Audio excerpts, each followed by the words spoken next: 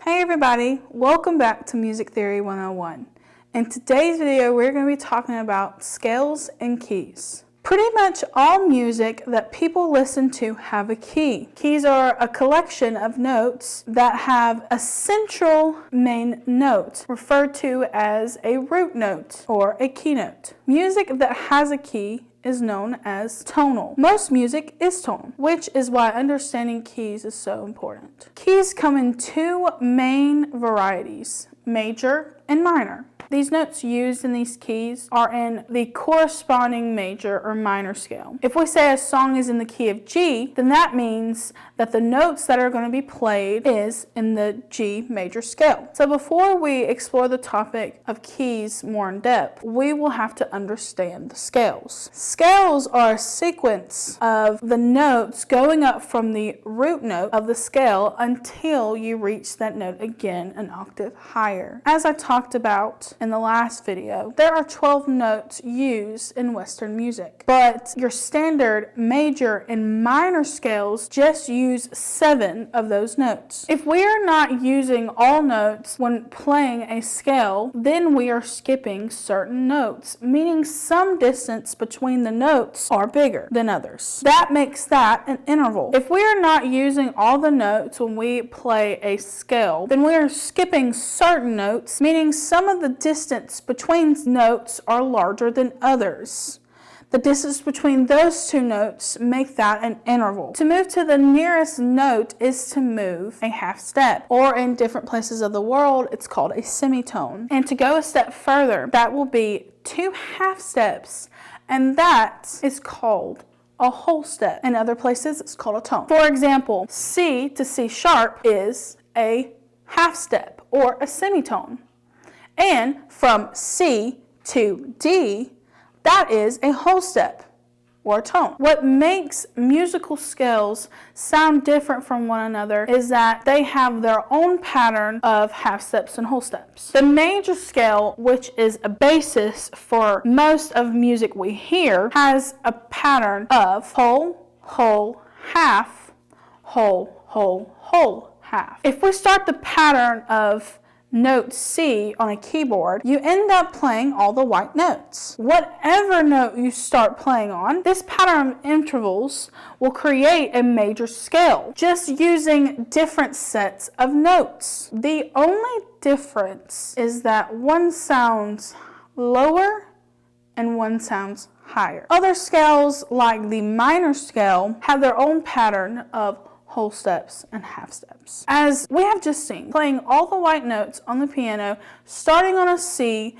gives you a major scale. All the notes in the major scale are in the key of C major. If we play notes of a major scale on a different note, let's say G natural, then we will play the notes in the key of G major. Let's talk about the G major scale.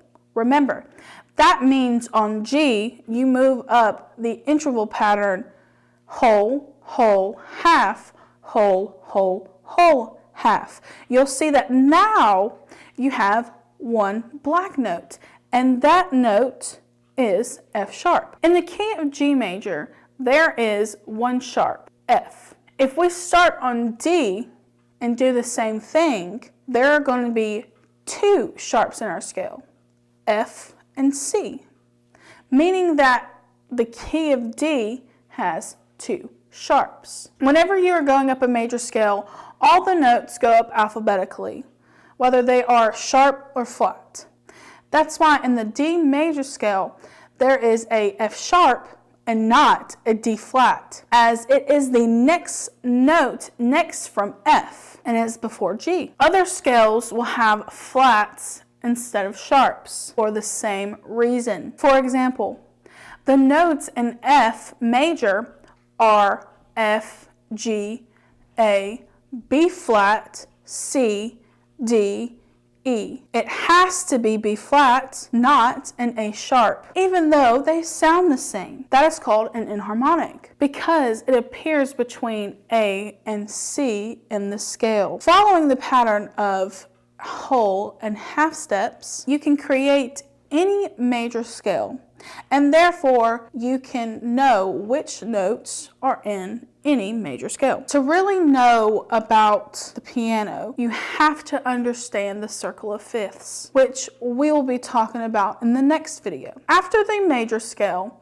the most important and commonly used is the minor scale. To play a minor scale, start on the note A and then move up the white notes. You can see that it has its own patterns of whole and half steps, which is why it sounds different from a major scale. The pattern goes whole, half, whole, whole, half, whole, whole. There are a few variations of the minor scale. The most basic version is called the natural minor scale. Just as we talked about in the major scale, the notes of a natural minor scale form the minor key. So all the notes in the scale of A minor are in the key of A minor. So you may have noticed that A minor has all the same notes of the key of C major.